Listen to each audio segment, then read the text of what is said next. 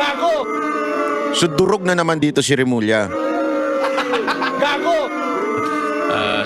Sila po ang meron pong kapangyarihan kung gugustuhin ho nilang imbestigahan o i-pursue itong ganitong mga statements. So, nasa kanila na ho yun.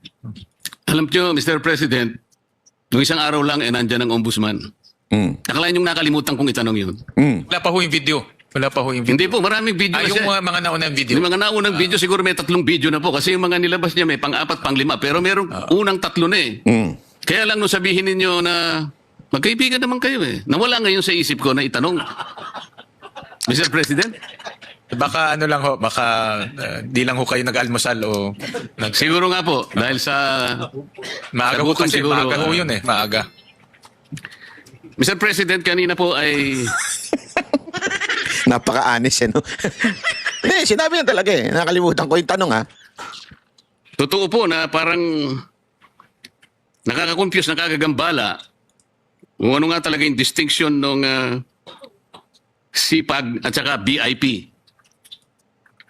I made there to offer an explanation kung inyo pong mga marapatin, Mr. President. Yung BIP po naragdag po doon sa sinasabing mga convergence programs eh.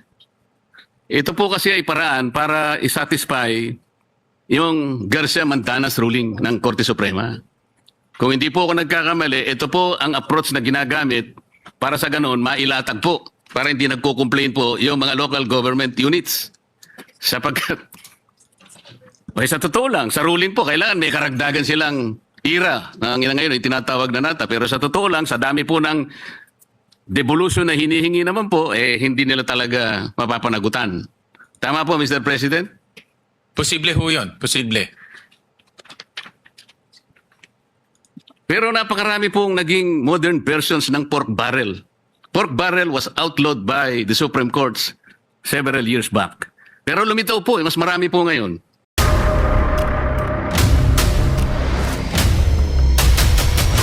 Bago tayo mag-umpisa, baka pwede nyong i-like ang video na to. Malaking bagay ang like sa aming mga content creators. Maraming salamat po.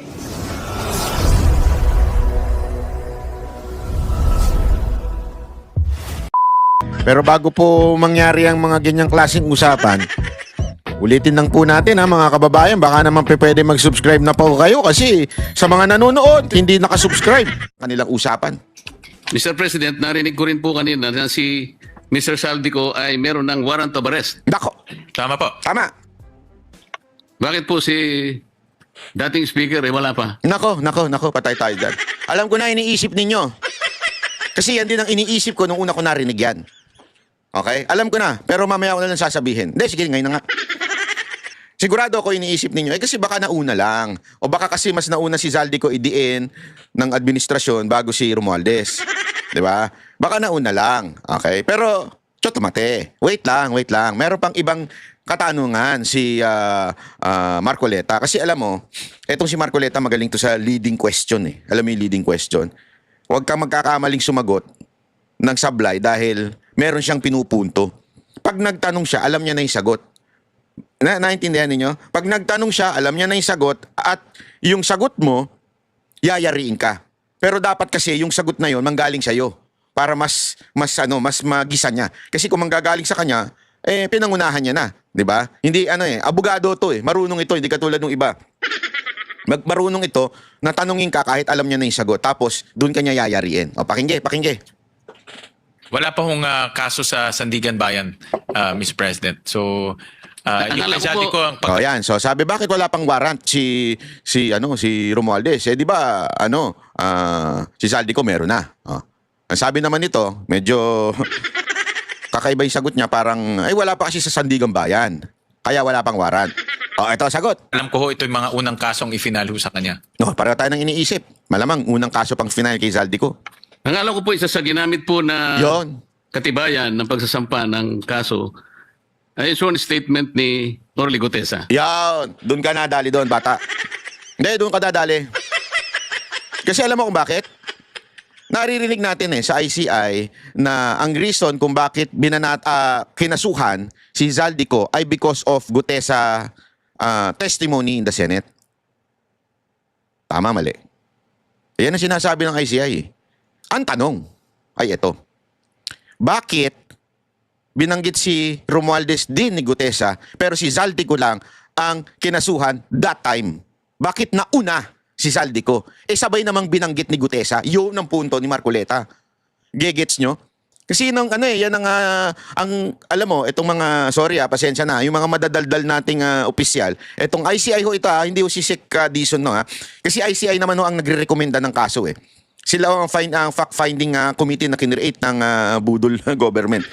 So itong ICI, announce noon na ginamit yung statement ni Gutesa para kasuhan si Zaldico. Bakit ni-left out nila itong si Romualdez? Yun ang tanong ni Marcoleta. Ang statement po ni Orly Gutesa sa aking pagkakatanda, Mr. President, meron pong 3 pangalan. Ang natatandaan ko pong nabanggit doon. Una, yung pangalan ni Representative Eric Yap.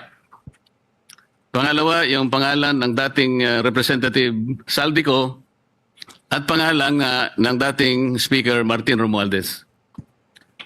Ang sabi po ng mga Amerikano, Mr. President, the sauce for the goose is the sauce for the gander. Yon, ha? The sauce for the goose is delicious. yun. Bakit parang ba't po hindi nagsabay? Tama. Yung kay case po ni Zaldico po, ito po yung mga naunang kaso. If you remember po yung inspection ni Secretary Vince at kasama po si Governor Bons Dolor sa Mindoro. Ito po yung naging basehan po ng pag-file ho nila ng case. Final ho nila to sa Ombudsman September 29. Hindi mo makintindihan yung tanong eh. Bakit hindi nyo final ng sabay? Mas maaga po itong kasong ito. So ito pong pangalawa, Mr. President, itong pinagsamang pagsusulong ng asunto ng DPW at sa ICI, kasama na po yung dalawa uli, Speaker Martin Romualdez at saka si Zaldico. Ito po ay final po ng ICI sa Ombudsman. Andun na po sa Ombudsman ngayon. Yun nga po, kasama ang DPWH. Yes, kasama po. So inaasahan po ba ng DPWH na magkakaroon din po ng issuance ng warrant of arrest? Dahil isa po ang ginamit po. Nya, magandang tanong to. Magkakawarat daw ba si tingnan nga natin kung ano sasagot ng secretary ng DPWH. Inyong dokumento ay yung salaysay nga ni Orly Gutesa. Kampante po si Secretary Dizon sa kanilang mga nakalap na ebidensya. Yun. At may tiwala ho sila sa Ombudsman na magiging masino po sila sa pagtitingin ho dito sa mga ebidensya. Ito mga kababayan ha. Maganda ho itong sinabi ni Sec Dizon, Vince Dizon na meron ng sapat na ebidensya. Meron ng sapat na ebidensya para kasuhan at ma-issuehan ng warrant. Kasi ganito yan, para sa kaalaman ninyo. Para lamang po sa mga hindi po alam ang kasukasuhan, ano yung kasukasuhan? Hindi po yung sumasakit pag matanda ka na. Hindi, sa kasukasuhan, di ba ganito yan? Ipipresenta mo ngayon yung iyong complaint, tapos didinggin ngayon ng piskal. In this instance, yung ombudsman yung tumatayong parang piskal. At pag may nakita yung piskal o yung ombudsman na sa probable cause, okay? Although, sa bagong ruling ng Supreme Court, hindi lang probable cause ang hinihingi. Kailangan is yung parang probability of conviction. Kailangan meron. Okay? I am not sure kung ganun din sa ombudsman. Alright? Kasi iba yung sa piskal sa ombudsman. But still, ombudsman ang magpapasa nito o magpapasa nito ngayon dun sa court. Ano ba ang korte dyan? Yung Sandigan Bayan. Okay? So sila ang magpapasa. Ang sinasabi ni Secretary Vince Dizon, through Gatchalian, ay ang laki ng possibility na dapat mawarrant si Romualdez. Yan ang sinasabi ni Vince Dizon. Ibig sabihin, yung kanilang pag-aaral, siguro, wag na natin sabihin yung ICI kasi iba yun eh. Ito, yung sa kanyang departamento, DPWH, sa kanyang paghanap ng mga ebidensya, ay malaki ang posibilidad na magkaroon daw ng warrant. Actually, possible na. Talagang dapat magkawaran. Ang tanong, paano ang gagawin ng ombudsman? Kasi sila bilang DPWH, magpapresenta lang sila ng ebidensya. Ito, dapat ng kasuhan yan. Dapat ng i-warrant yan. So, mag-i-issue ng warrant Korte na, hindi na ho yung DPWH. Ang pagkakataon nito, ombudsman at saka itong Sandigan Bayan. So, ibig sabihin, somehow, yung influence ni Remulla ang mananaig dito. Naintindihan natin? Kahit anong paghahanap ng ebidensya ng DPWH, kung si Remulla, sasalsalin lamang po yung kaso, yung mga final, at hindi iwawaran si Romualdez, wala din. So ito yung dapat nating bantayan. Kaya nga nagtataka dito si Marcoleta, bakit wala pa si Romualdez? Supposedly, sabay dapat siya kasi sabay naman yung kay Romualdez at saka kay Zaldico na binanggit ni Gutesa. Gusto ko rin pong paniwalaan yung sagot ninyo, Mr. President. Maraming salamat po. Thank you. Hindi po ba ninyo ginamit yung kamakailan lang ay pagpapahayag ni Representative Zaldico na ipinadaan niya sa kanyang mga video recordings? Well, Mr. President, una-una hindi ho yung sworn statement at sa video recording lang ho niya ginawa. So wala hong saysay ho yung kanyang sworn statement. Wala pong saysay yung kanyang statement, hindi pala siyang sworn. Sorry, Mr. President. Pero Mr. President, kung inyo pong Mamarapatin. susuriin yung Republic Act 6770, Oh. ito po yung charter ng Ombudsman. Kung tawagin po yung Ombudsman Act of 1989. Dito po sa Section 13 ng batas na ito, Mr. President, sinasabi po na the Ombudsman and his deputies as the protectors of the people shall act promptly as complaints filed in any form or manner. Hindi po sinasabi rito, Mr. President, na kinakailangan nakanotaryo. Kasi baka mamaya peki na naman ang nakuha niyang notaryo. So kahit na walang notaryo, in any form or manner, Nayari siya doon, ano? Yan ang sinasabi ko sa inyo Kaya talaga very good to si si Marcoleta Pag siya nagtanong, alam niya na lahat yung sasagot mo. Kasi kabisado niya yung yung batas at tatablahin ka niya sa batas. Yan, sinight niya yung ombudsman na hindi naman kailangan ng sworn statement. Importante yung mismo ng pahayag ng tao. sa ibang mga desisyon nga po o aksyon ng ng ombudsman, kahit na anonymous po yung letter pinapatos po Kita ninyo? Yari siya doon.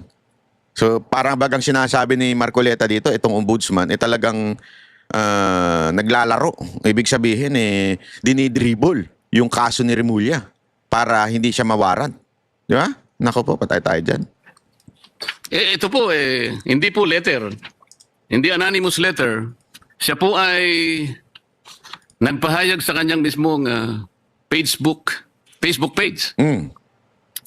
Hindi po ba ninyo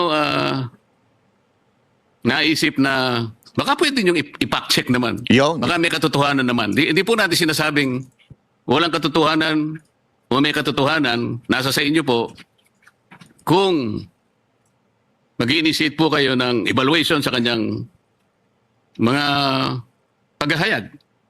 Meron na po ba kayong nagawang ganong aksyon, Mr. President? Mr. President, Senator Marcoleta, ito po ay nasa discretion na po ng ombudsman. Yun ang gusto niyang palabasin. Hindi kasi baka nagtataka kayo, bakit kaya tinatanong ni Marcoleta etong DPWH na wala namang kinalaman doon sa kaso? Actually, merong kinalaman sa kaso.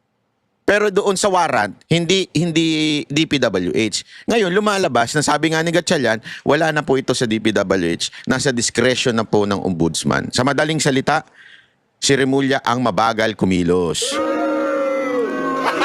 Gago! Si Remulla ang nagdidribble. Gago! So durog na naman dito si Remulla. Gago! Sila po ang meron pong kapangyarihan kung gugustuhin ho nilang imbestigahan o i-pursue itong ganitong mga statements. So, nasa kanila na ho yun. Alam nyo, Mr. President, nung isang araw lang nandyan ang ombudsman. Nakalain yung nakalimutan kong itanong yun. Wala pa ho yung video. Wala pa ho yung video. Hindi po, maraming video na Yung siya. mga naunang video. Yung mga naunang video, siguro may 3 video na po. Kasi yung mga nilabas niya may pang-4, pang-5. Pero merong unang 3 na Kaya lang nung sabihin ninyo na magkaibigan naman kayo nawala ngayon sa isip ko na itanong. Mr. President? Baka ano lang ho, baka di lang ho kayo nag-almusal o Siguro nga po, dahil sa maaga ho gutom kasi, siguro, maaga ho yun maaga. Mr. President, kanina po ay Napaka-honest no? Hindi, sinabi niya talaga Nakalimutan ko yung tanong totoo po na parang nakaka-confuse, nakakagambala kung ano nga talaga yung distinction ng CPAG at saka BIP. I made there to offer an explanation kung inyo pong mga marapatin, Mr. President. Yung BIP po naragdag po doon sa sinasabing mga convergence programs Ito po kasi ay paraan para isatisfy yung Garcia Mandanas ruling ng Korte Suprema. Kung hindi po ako nagkakamali, ito po ang approach na ginagamit para sa ganoon mailatag po para hindi nagko-complain po yung mga local government units. Sapagkat sa totoo lang, sa ruling po, kailangan may karagdagan silang ira na ngayon ay tinatawag na nata. Pero sa totoo lang, sa dami po ng devolution na hinihingi naman po, hindi nila talaga mapapanagutan. Tama po, Mr. President? Posible ho yun, posible. Pero napakarami pong naging modern versions ng pork barrel. Pork barrel was outlawed by the Supreme Court several years back. Pero lumitaw po, mas marami po ngayon.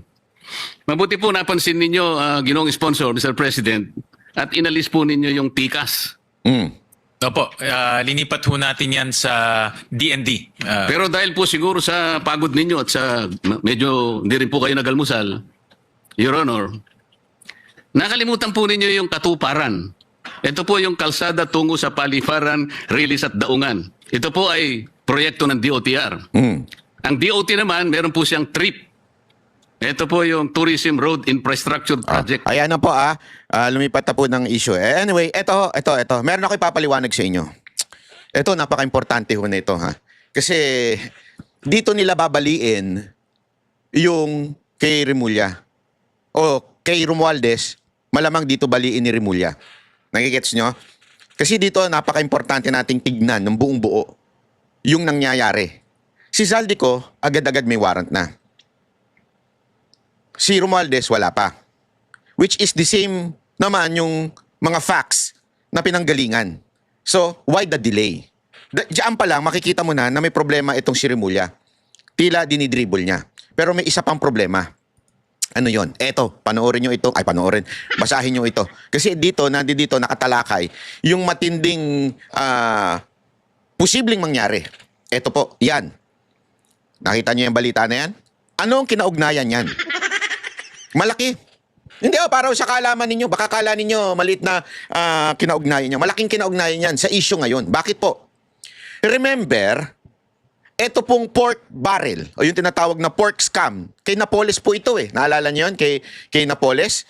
Ito pong issue na ito ay same thing sa Ghost Project o yung Ghost Flood Control Project. Same shit, different names.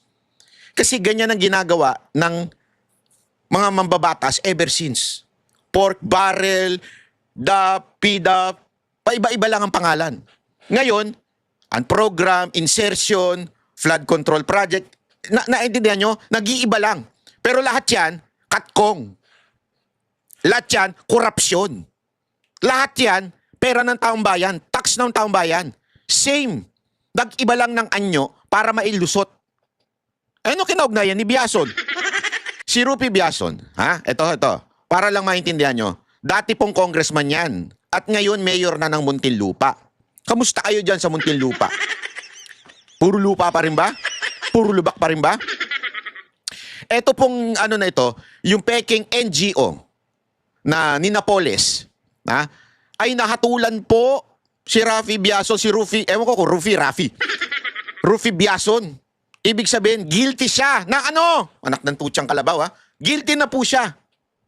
Kaya nga in-uphold. Ibig sabihin niyan, kasi nagpasa siya ng parang appeal doon sa unang conviction niya. Okay? At ano po yung conviction niya? Guilty siya sa graft. Ang nakakapagtaka, guilty siya ng graft. Although, naka-appeal siya,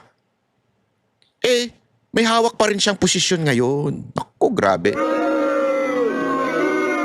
Ganyan kawalangya at pwedeng salsalin ang batas ng ilang mga politiko. Kaya nga sabi nila, di ba, meron silang bend the law. Hindi mo i-break yung law pero you can bend it. Parang ganito, ang parusa kay Rufy Biason ay 6 years at 1 buwan hanggang 8 taon na kulong. Habang buhay na disqualification, oy! Sa paghawak ng public office. Isipin nyo hinatulang ka na ng Sandigang Bayan ng kulong at hindi paghawak ng public office, and yet, you are here, Mayor of Muntinlupa. Ang labo, ano? Gago! Kasi nga, appeal. Appeal daw. Sige, di appeal nyo ang mukha nyo. Linawin lang natin, hindi siya guilty sa malversation, ha? Ibig sabihin, walang ebidensya na mismo ang nagnakaw o kumita mula sa pera. Pero guilty siya sa gross negligence. Sobrang kababayaan. Nako! Gago! Narinig ko na yan, mga kababayan. Narinig ko na yan. Narinig ko na yung sinabi na gross negligence ang ikakaso. Kanino yon? Kung narinig nyo. Kaya ang laki ng kinaugnayan nito sa issue ngayon. Kanino yung gross negligence na yon? Di ba yan yung sinasabi nung ni Remulla? Mind conditioning niya na yung mga tao? Na oo, sige, pero pwedeng ano lang yan, gross negligence. He might not directly part doon sa, o kumita doon sa flood control project o doon sa insertion, pero gross negligence. I'm not sure kung si Remulla nagsabi niyan o ICI. I think it was ICI, sorry. Para sure lang, alam ko ICI. So yun yung parang sinasabi na gross negligence lang ang ikakaso kay Romualdez. So ibig sabihin, mga kababayan, lusot pa rin po siya dito. Malaya pa rin siya. Katulad na nangyayari ngayon kay Rufy Biason. Mayor pa rin ng Muntinlupa ang kapal ng mukha. Gago! Hindi. Ewan ko sa inyo, mga taga Muntinlupa, bakit nyo binoboto to? Isipin nyo to nakasuhan, ito po'y guilty. Ayan po, guilty po siya. Guilty siya ng gross negligence. Sa Tagalog, sobrang kapabayaan. Pabaya pala siyang ama, ama ng distrito niya noon, bakit nyo binotong ama ng Muntinlupa? Ano kayo ng... Tapos magagalit kayo pag may mga hindi nagawa dyan sa City Hall, hindi nagawa dyan sa Muntinlupa. Huwag na kayo magalit.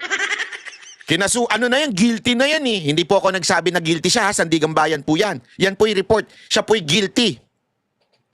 Bakit ninyo binoto pa? Sobrang pabaya nga siya doon sa distrito niya.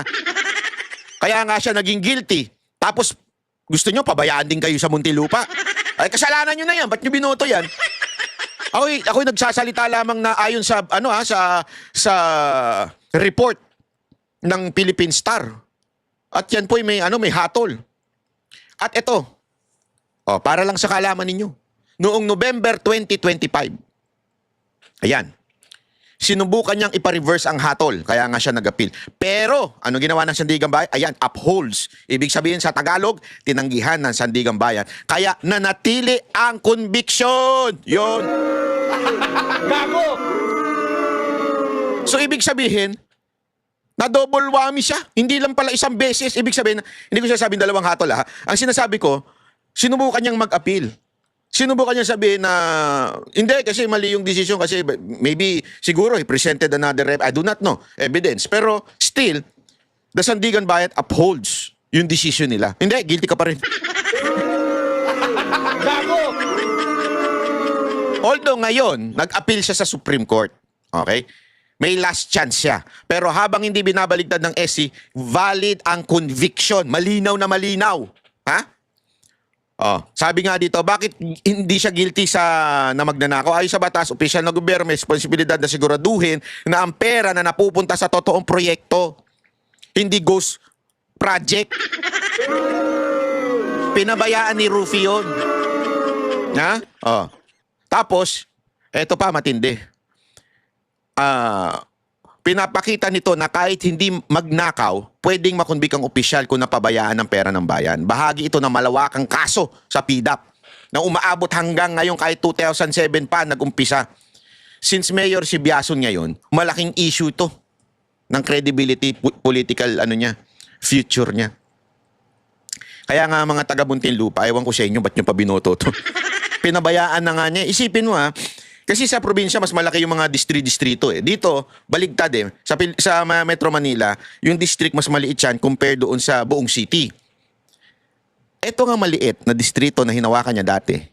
Convicted siya na isa siyang pabaya. Convicted siya na pinabayaan niya yung distrito niya. Kaya nagkaroon ng ganyang paglulustay ng pera ng bayan. Yan, ganun katindi yun mga kababayan. Nalustay ang pera natin, pera ninyo.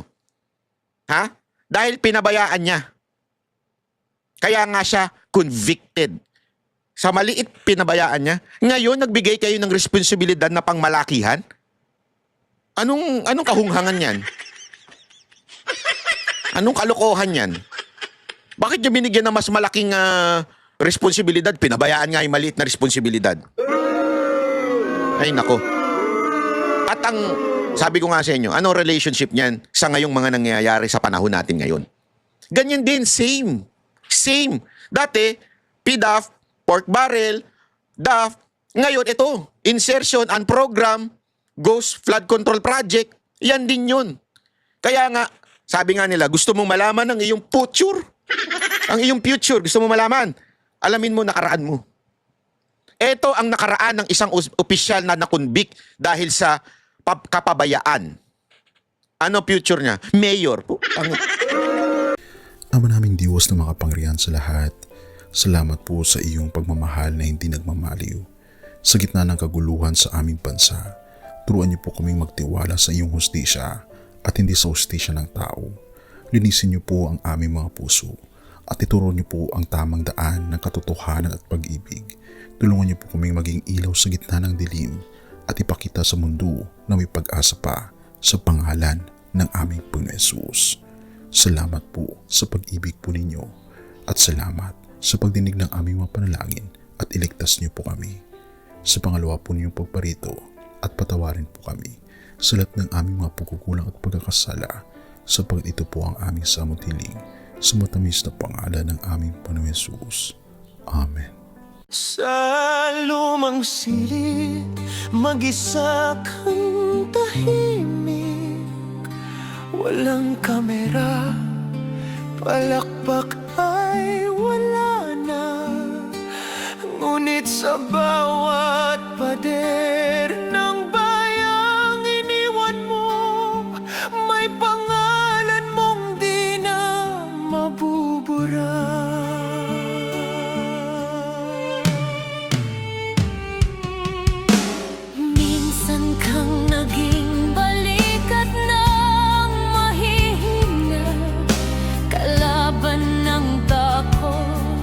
Kakampi ng masa, di mo man laging nasabi ang tama. Pinili mong ipaglaban ang madla. Hindi ka saktan, gaya naming lahat. Pero tumindi ka nang walang pag-atras. At ngayong pagod ka na, tatay, kami naman ang sasalo ng bawat bigat.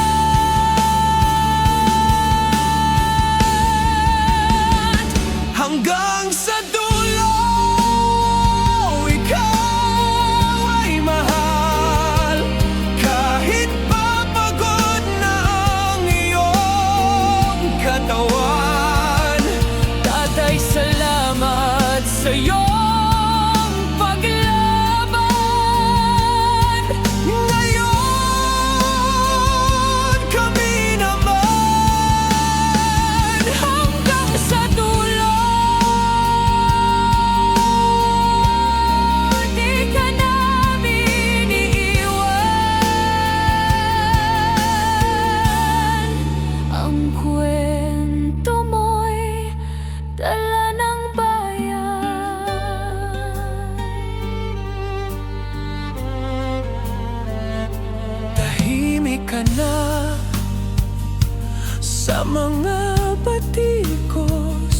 wala nang tugon, wala nang galit.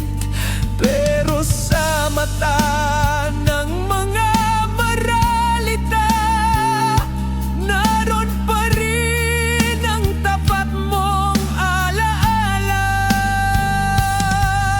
Marami mang di nakaintindi, marami pa rin ang di nakakalimot. At ngayong wala ka ng kapangyarihan, tatay, Ang magtatanggol sa'yo ay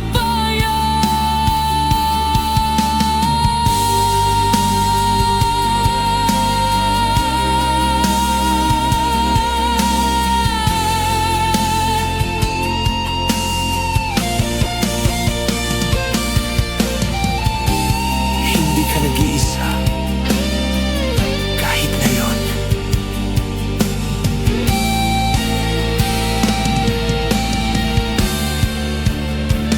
hanggang sa dulo, tangan ka pa rin.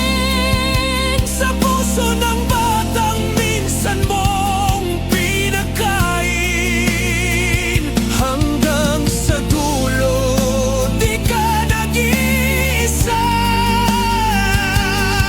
Ang dasal ng bayan ay sa'yo pa rin. Katay kami naman ang lalaban sa ngalan mo, sa alaala mo. Hanggang sa dulo. Dalangin ka ng puso ng masa.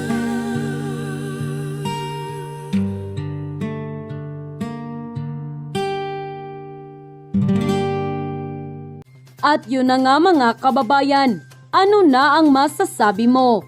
Kung mayroon kayong hinaing at komento patungkol sa balitang ito, please comment down below. Pag-uusapan natin yan sa comment section. At kung nagustuhan nyo ang video, ay huwag kalimutang mag-like at i-share na din para mas marami pang makaalam at umabot ito sa marami sa ating mga kababayan. Maraming salamat po. Mabuti pa ang sardinas, may label. Eh tayo, wala. Oo nga pala. Nay, ito na yung bayad ko sa isa, ano? O, kunin mo yung isa. Isa muna, iyan, no? Tapos, isa pa, di ba? 4 dapat na sardinas, eh. O, yan. 3 na. Pang-4 na sardinas. O, okay na.